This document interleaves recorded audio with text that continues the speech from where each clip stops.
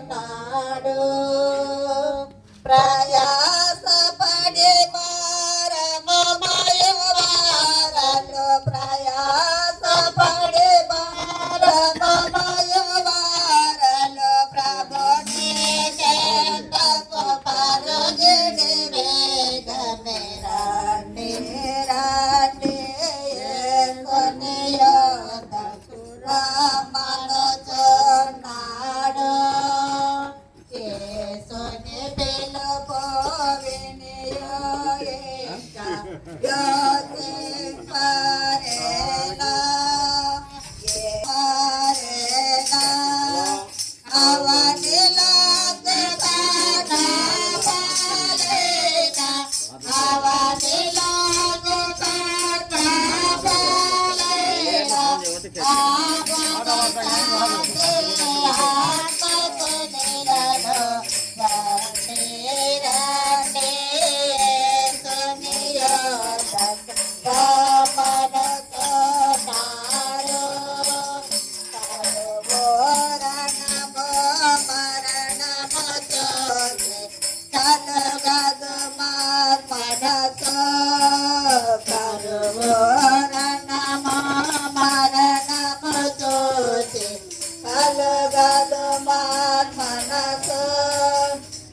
ప్రవచనముల సంపూర్ణములాయను ప్రవచనముల సంపూర్ణములాయను యోధులు తిరగి వచ్చుతున్నారు రాండి రాండి యేసుని యొద్దకు రమ్మనుచున్నాడు ప్రభు యేసుని కొరకై తనదు ప్రాణముని చెగదా ప్రభు యేసుని కొరకై తనదు ప్రాణముని చెగదా సిలువను రక్తము చిందించెను సిలువను రక్తము చిందించెను బలి ఆయను ఆదనుడు రాండి రాండి యేసుని యొద్దకు రమ్మనుచున్నాడు యేసుని నామమునందే నివాసము దొరుకును యేసుని నామమునందే పరమ నివాసము దొరుకును మోక్షిని పాప విమోచనమును మోక్షిని పాప విమోచనమును శక్తివంతుడు యేసే యేసును రాండి రాండి యేసుని యొద్దకు రమ్మనుచున్నాడు నేనే మార్గము నేనే సత్యం నేనే జీవమును నేనే మార్గము నేనే సత్యం నేనే జీవమును నేనే గాదింకెవరు లేరని నేనే గాదింకెవరు లేరని ఎంచి చెప్పిన యేసుని యొద్దకు రాండి రాండి యేసుని యొద్దకు రమ్మనుచున్నాడు ప్రయాసపడి భారమమయువారలు ప్రయాసపడి భారమమయువారలు ప్రభుని చెంతకు పరుగిడి వేగమే రాండి రాండి యేసుని యొద్దకు రమ్మనుచున్నాడు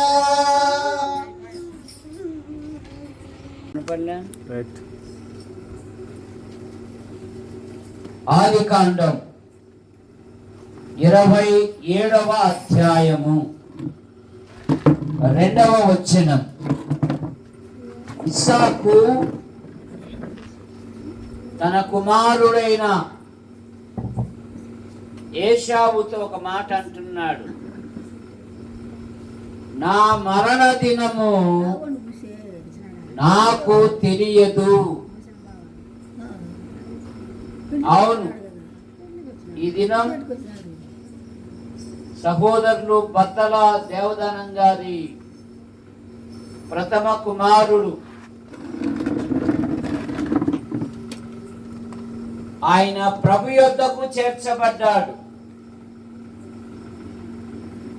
మరణం సహజం, కానీ మరణించక మునిపే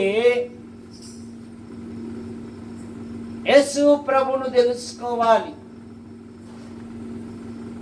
ఇస్సాకు గొప్ప ఆస్తికి వారసుడు. శారా అనేది వీడు నాకు నవ్వు కలగజేసెను. ఇస్సాకు విధేయుడు. ఆ వృద్ధుడు ఆ మొరియా కొండపైన బంధించినప్పుడు ఆ వృద్ధ కౌగిల నుండి తప్పించుకోలేదు, కానీ తండ్రికి విధేయత చూపాడు. ఇస్సాకు ధ్యానించువాడు. అబ్రహాము లోతు కలిసి నివసించలేనంత విస్తారమైన ఆస్తి వారికి ఉంది. సంపదలను బట్టి, యవనమును బట్టి ఇస్సాకు తన జీవితాన్ని పాడు చేసుకోలేదు. ఈ దినాలలో యువకులు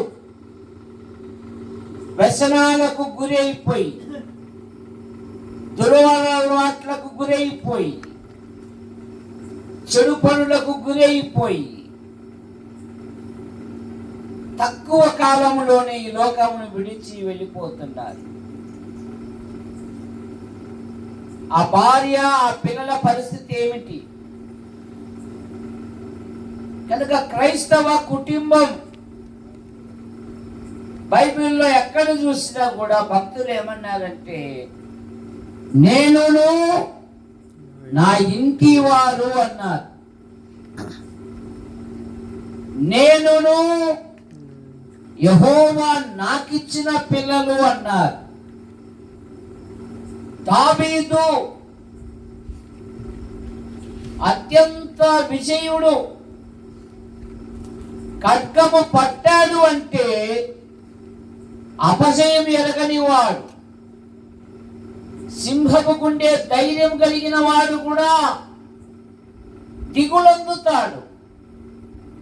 కానీ దావీదు తన కుటుంబం కొరకు ప్రార్థన చేశాడు. 2 సమూయేలు గ్రంథం 7:28లో నిరాశుడైన నా కుటుంబము నిత్యము నీ సన్నిధిలో ఉండునట్లు యెహోవా దానిని ఆశీర్వదించుము. నీ ఆశీర్వాదము నుండి నా కుటుంబము ఎన్నటెన్నటికి ఆశీర్వదించబడును గాక అన్నాడు దావీదు. నీ ఆశీర్వాదం, ఆ ఆశీర్వాదము కొరికే కదా యాకోబు రాత్రంతా కన్నీళ్లు కార్చాడు. కనుక నీకు బహుమానం ఇచ్చిన నీ భార్య కొరకు, నీకు బహుమానం ఇచ్చిన నీ భర్త కొరకు, మీ ఇద్దరిని ప్రేమించి బహుమానం ఇచ్చిన పిల్లల కొరకు ఏనాడైనా మోకరిల్లి ప్రార్థన చేస్తున్నారా? కుటుంబం అంతా కలిసి దేవుని వాక్యం ధ్యానిస్తున్నారా? మన కుటుంబాల వైపు చూడడంలే, పక్కోళ్ళ కుటుంబాల వైపు చూస్తున్నాం. ప్రతి వాడు సకిలించుచు పొరుగు వారి భార్యను ఆశిస్తున్నారంట. జాగ్రత్త, నీ ఆధ్యాత్మిక జీవితములో నీ కుటుంబానికి పతనము నీవే కారణం కావచ్చునేమో. ఒకసారి ఆలోచించు, నీ కుటుంబ వైఖరి ఎలాగుంది దేవుని సన్నిధిలో. ఇస్సాకు అంటున్నాడు, తన ఆధ్యాత్మిక జీవితములో గొప్ప సంపద కలిగినను సంపదలను బట్టి, యవ్వనమును బట్టి జీవితాన్ని పాడు చేసుకోలేదు. కానీ ఆ దినాలలో సంఘం లేదు, సహవాసం లేదు, ఇలాగూ దైవజనులు వచ్చి హెచ్చరించేవారు కూడా లేరు. అట్టి దినాలలో ఒక యువకుడు పొలములో ధ్యానింప బయలు వెళ్ళాను అనే మాట మనం చూస్తాం.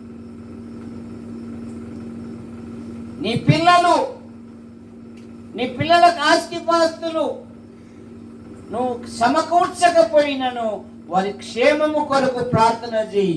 వారి జీవితాలలో దేవుడు గొప్ప కార్యాలు జరిగిస్తాడు. ఇస్సాకు ప్రేమ గలవాడు, ఇస్సాకు ప్రార్థనాపరుడు. ఇస్సాకు వివాహమైనప్పుడు 40 సంవత్సరాలు, పిల్లలు పుట్టినప్పుడు 60 సంవత్సరాలు. ఇస్సాకు భార్య గొడ్రాలు గనక అతడు ఆమె కొరకు 20 సంవత్సరాలు ప్రార్థన చేశాడంట. మరి నీ భార్య కొరకు, లేదా నీ భర్త కొరకు, లేదా నీ పిల్లల కొరకు 20 నిమిషాలన్నా ప్రార్థన చేస్తూ ఉన్నావా? లోక సంబంధమైన విషయాలు చెప్పుకుంటూ కాలం గడుపుతున్నావే తప్ప నా కుటుంబం ఎలాగుంది అని ఆలోచించడం లేదు. నేటి దినాలలో దైవ భయము లేక. రిబకా గొప్ప ప్రార్థనా పరురాలు, ఆ జానడు కడుపులోనే కొట్లాడుతూ ఉన్నారంట. యెహోవాను అడుగ వెళ్ళాను. ఇస్సాకు ఆ దేశమందున్న వాడై విత్తనం వేసి 100 వృద్ధి పొందేను అనే మాట మనం చూస్తాం. కానీ ఏమంటున్నారంటే, నా మరణ దినము నాకు తెలియదు. నిజమే, యాకోబు పత్రిక కూడా అదే చెప్తుంది కదా. ఒకానొక పట్టణమునకు వెళ్ళి లాభము సంపాదించుకుందామని చెప్పుకొని వారులారా, రేపేమి సంభవించును మీకు తెలియదు. మీరు ఇంతలో కనబడి అంతలో మాయమయ్యే ఆవిరి వంటి వారు. మనుష్యులు ఒక్కసారే మృతి పొందవలెను, ఆ తర్వాత తీర్పు జరుగును. దేహంతో జరిగించిన క్రియలు అవి మంచివైనా సరే చెడ్డవైనా సరే మనలో ప్రతి వాడును తన్ను గురించి దేవునికి లెక్క అప్పగించాలి. ఎందుకనగా భూలోకమునకు దేవుడు తీర్పు తీర్చబోయే ఒక దినము దేవుడు నిర్ణయించి ఉన్నాడు. దేహముతో జరిగించిన క్రియలు అవి మంచివైనా సరే చెడ్డవైనా సరే మనలో ప్రతి వాడును తన్ను గురించి దేవునికి లెక్క అప్పగించాలి. అయ్యో, నేనెంత దౌర్భాగ్యులను, ఇట్టి మరణమునకు లోనగు శరీరము నుండి నన్ను ఎవడు విడిపించును? మానవుల పాపముల నుండి, మానవుల దోషముల నుండి, మానవుల అపరాధముల నుండి భూమి మీద ఎవరు విడిపించలే. దేవుడు లోకమును ప్రేమించి యేసుక్రీస్తు నామములో భూలోకానికి వచ్చాడు. ఆయన పవిత్రంగా జన్మించాడు, పవిత్రంగా జీవించాడు, ప్రజలకు మేలు చేశాడు. ఆయన అందులకు చూపునిచ్చాడు, అంగహీనులను బాగు చేశాడు, ఆకలితో ఉన్న వారికి ఆహారం ఇచ్చాడు, మృతులను సజీవులుగా లేపాడు. కాలము సంపూర్ణమైనప్పుడు ఆయన సర్వ ప్రజల పాప నివారణ కొరకై శిలువలో బలియాగమయ్యాడు. కారణం, రక్తము చిందింపకుండా పాపములకు క్షమాపణ లేదు గనక మానవుడు పాప నివారణ కొరకై జంతువులను పక్షులను బలిగా అర్పించుతున్నారు. జంతువుల యొక్క రక్తము, పక్షుల యొక్క రక్తము పాపములను తీసివేయట అసాధ్యము గనక లోక పాపం మోసుకుని పోపు దేవుని గొర్రెపిల్లగా సర్వ ప్రజల పాప నివారణ కొరకై ఆయన శిలువలో బలియాగమయ్యాడు. యేసు రక్తము ప్రతి పాపము నుండి మనలను పవిత్రులుగా చేయదు. ప్రభు అయిన యేసుక్రీస్తు వారు అన్నారు, నా మాట విని నన్ను పంపిన వాని యందు విశ్వాసముంచు ప్రతివాడు నిత్య జీవము గలవాడు. వాడు మరణంలో నుండి తీర్పులోనికి రాక జీవములోనికి దాటి ఉన్నాడు. ఇప్పుడు క్రీస్తు నందున్న వానికి ఏ శిక్ష విధి లేదని బైబిల్ సెలవిస్తా ఉంది. కనుక ఇస్సాకు అన్నాడు, నా మరణ దినము నాకు తెలియదు. కానీ మనకు మరణం ఎప్పుడు వస్తుందో తెలియదు. మనం ఈ లోకం విడచక మునిపే ప్రభు అయిన యేసును అంగీకరించి పాపక్షమాపణ పొంది దేవుని రాజ్యానికి వారసులు కావాలని మనవి చేస్తూ ఉన్నాం.